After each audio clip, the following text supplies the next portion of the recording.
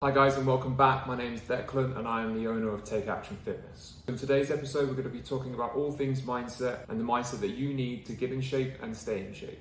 So the first thing we're going to kickstart with is understanding your why. This is one of the biggest reasons why most people fail in their weight loss journey is because their why is very superficial. Wanting to lose a couple kilos of body fat in preparation for a holiday or maybe look a little bit better for their wedding day. Now as much as this may be a short-term driving factor, it's not going to be the reason that keeps you in shape for life. And often the reason why we choose to get in shape is much more deeper rooted than just wanting to look good for a holiday. It could be for health reasons. It could be for confidence reasons. And this confidence reasons can bleed into relationships, whether that's with friends, families, or partners, all the way through into your working career. And likewise, when it comes to health, this could be something which is hereditary. So again, you've had family members who have unfortunately suffered at the consequences of poor health, and therefore it has a real big meaning as to why you want to go down this path of getting in shape. Everything has to kickstart with this why, and we have to strip back those layers to understand what it is that's going to drive you day to day, even on those days where you're not feeling motivated, you're low energy, low mood, and you need that internal why to really keep you pushing forward. So next up is patience and consistency. These are probably the two words I have to use every single day towards my clients, and something that most of us lack.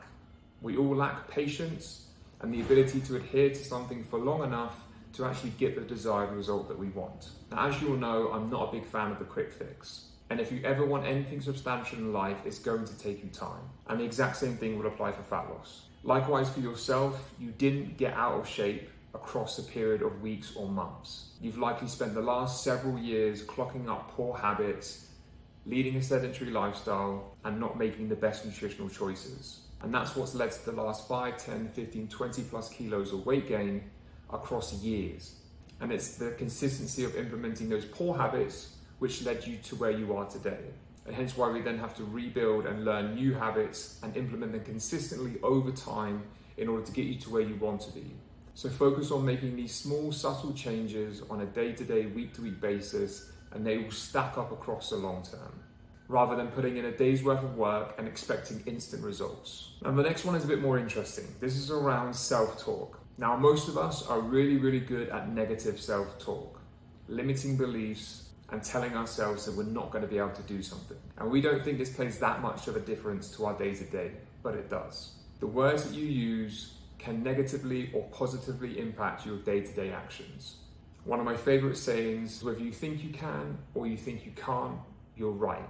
And if you're consistently going into your days thinking to yourself, God, I'm never going to be able to get in shape, I'm never going to make it to the gym today, I'm never going to be able to adhere to this plan, or I'm never going to be able to fit back into these clothes, you won't, because your actions will simply follow this negative self-talk.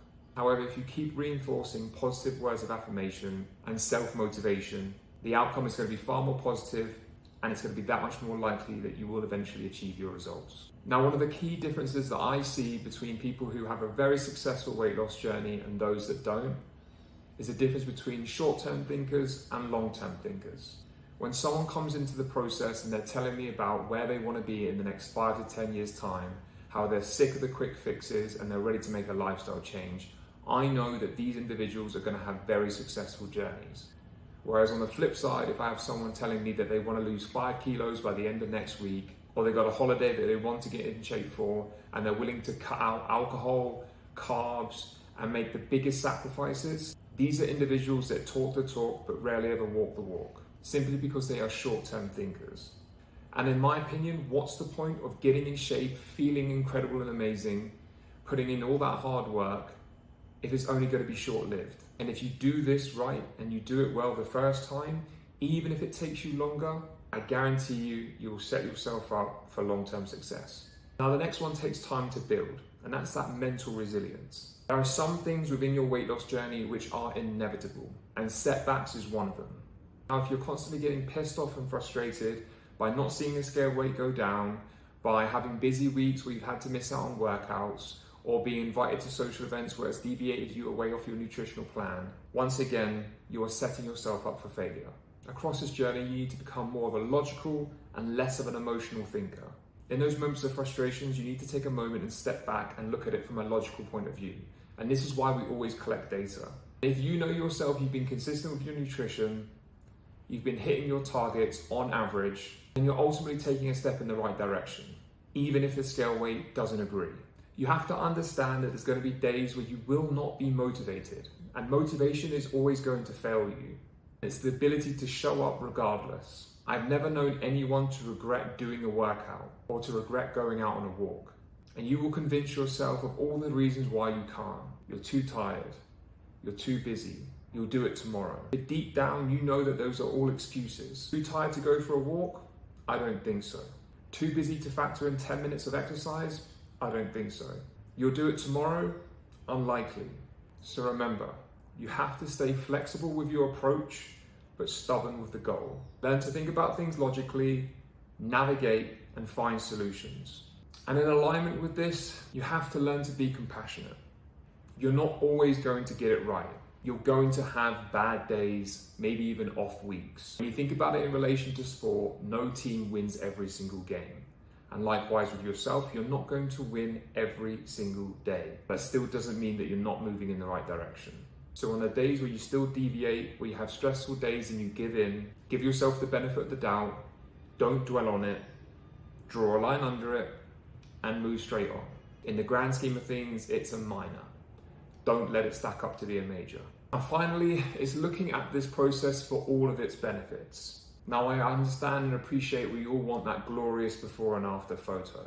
But often this journey will go way beyond that. It will open doors for you that you never thought were once possible. I've had clients who barely hit 1,000 steps per day. Now they're signing up for half marathons. I had clients low mood and low self-confidence who are now thriving at work and are building new relationships.